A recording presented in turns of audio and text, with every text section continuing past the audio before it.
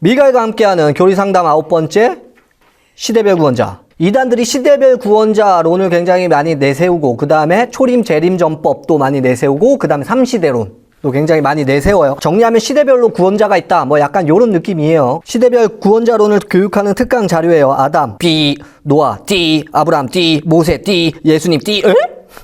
신천지 양가염소.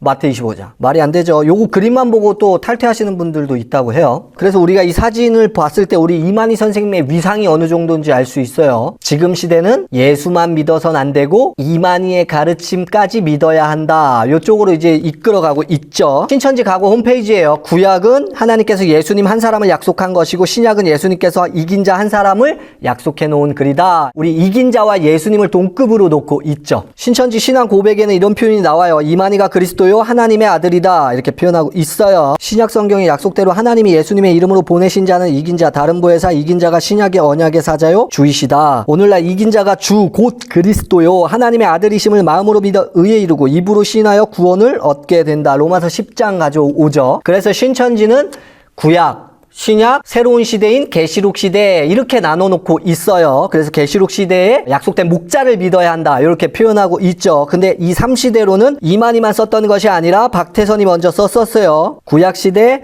신약 시대, 성신 시대, 예수의 초림 시대죠. 그리고 자신의 시대인 새 증거 시대. 영광을 얻으신 후 십자가 지시고 부활 승천하신 후 보내주실 성신이 또 다른 보혜사 성신이니 곧 살려주는 영이다. 그러므로 승천하신 주님의 소원은 이긴 자 나타나기를 고대하셨으니 동일하죠. 이긴 자 시대.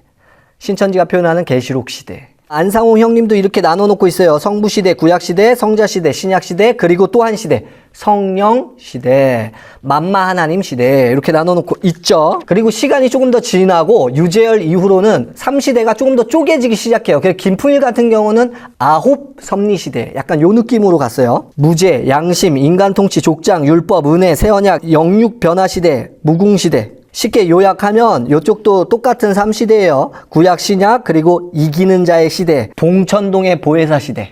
그래서 요한복음 12장에 있는 예수님이 심판하지 않는다. 그럼 심판을 누가 하냐? 계시록에 있는 이긴 자가 한다. 요 느낌으로 봉천동 보혜사님께서도 나가고 계시죠. 우리 명석이 형도 3시대예요. 구약 4,000년, 신약 2,000년, 새섭리 1,000년. 이래갖고 총 7,000년을 만들어 놓고 있죠. 7일.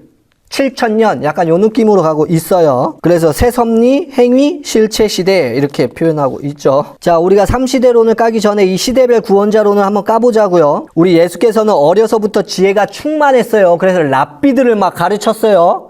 우리 마니 선생님도 그렇겠네요. 예수님께서는 온갖 이적과 표적이 엄청나게 많았어요. 심지어 바다 위를 걸어갔죠. 요건 마치 창세기 때 물 위를 다니시는 창조 사역을 하시는 성령님과 같아요. 우리 예수님은 예언하시고 그거 그대로 성취하셨어요. 야, 제가 나 팔겠다. 바로 알죠. 예루살렘 성전이 언제 무너질지 정확하게 예언하셨어요. 도저히 선지자들 혹은 목자들이 넘사벽, 성경이 이렇게 표현합니다. 그는 죄가 없으시다 이렇게 표현한단 말이에요. 태어나면서부터 죽을 때까지 행위적으로나 생각적으로 하나님 앞에 죄를 지어 앉죠? 절대 짓지 못하는. 그리고 5번째는 이것도 넘사벽이죠. 그가 태어날 때는 정자와 난자의 결합으로 태어나지 않으셨어요. 이만희 선생님을 우리 예수님과 동급으로 놓으려면 이만희 선생님이 성령으로 태어나셔야 되는 거예요. 초림 때 예수가 사역을 마치고 사역을 완성하시고 하나님의 우편에 앉으실 때 제자들은 어떤 표현을 해야 하나 고민들이 굉장히 많았었어요. 우리 사도들이 어떤 표현을 했는지 한번 보십시다. 조상들도 저희 것이요 육신으로 하면 그리스도가 저희에게서 나셨으니 저는 만물 위에 계셔 세세의 찬양을 받으실 하나님이시니라. 아멘. 단순히 우리의 구원자입니다 라는 표현이 아니라 그는 세세 찬양을 받으실 하나님이시다 라고 표현하고 있어요. 심지어 빌립보 2장 6절에서는 뭐라고 표현하냐? 그는 근본 하나님의 본체시나 하나님과 동등됨을 취할 것으로 여기지 아니하시고 예수란 자아가 하나님과 같은 급이래요.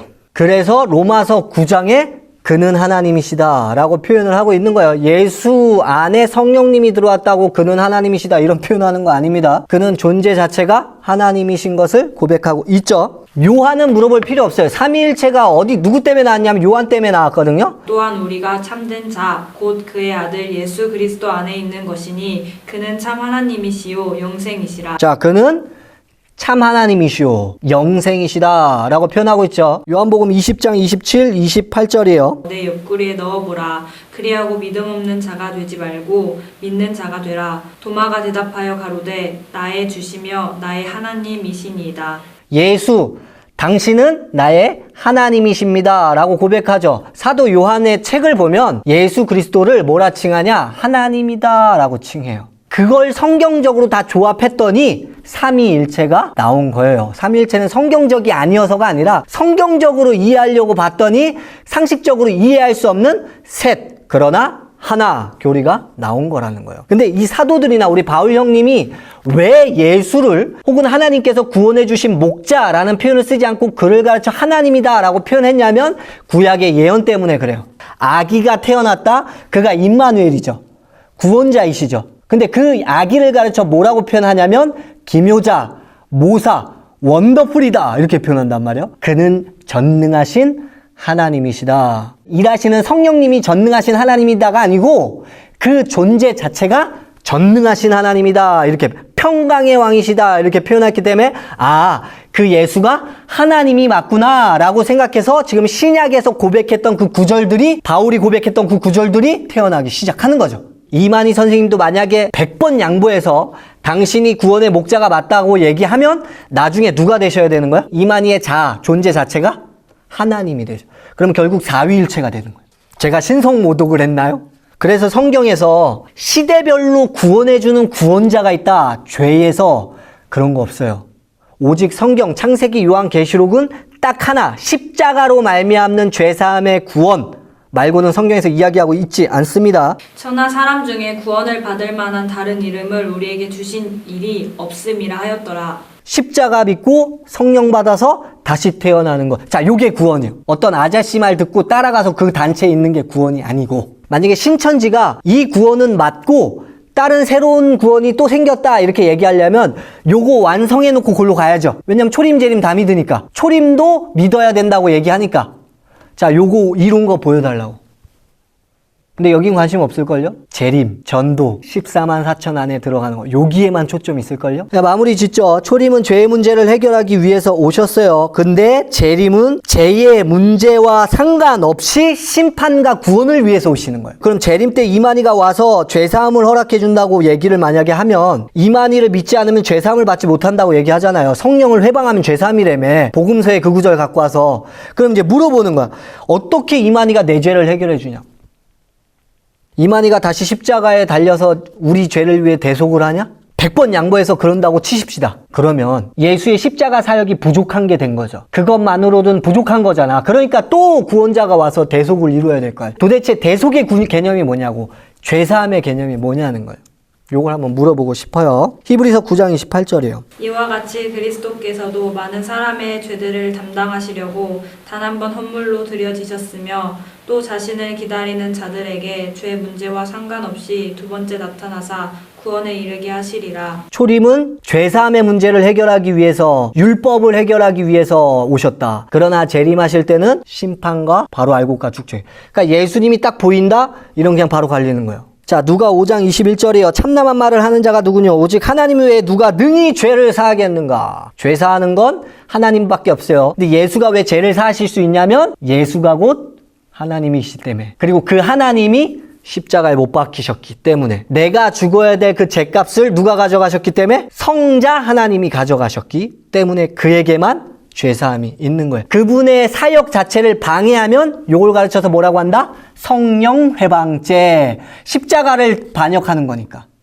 그러니까 나에게 속죄할 제사가 더 이상 있지 않는 거예요. 신천지 개념은 어떤 개념이냐면 깨달음이에요. 메시아를 알아보는 것. 깨달아서 성경이 예언 성취대로 이루어진 것을 믿는 것. 그래서 전혀 제 개념이 완전히 틀린 거죠. 질문 있어요? 마치도록 하죠. 끝.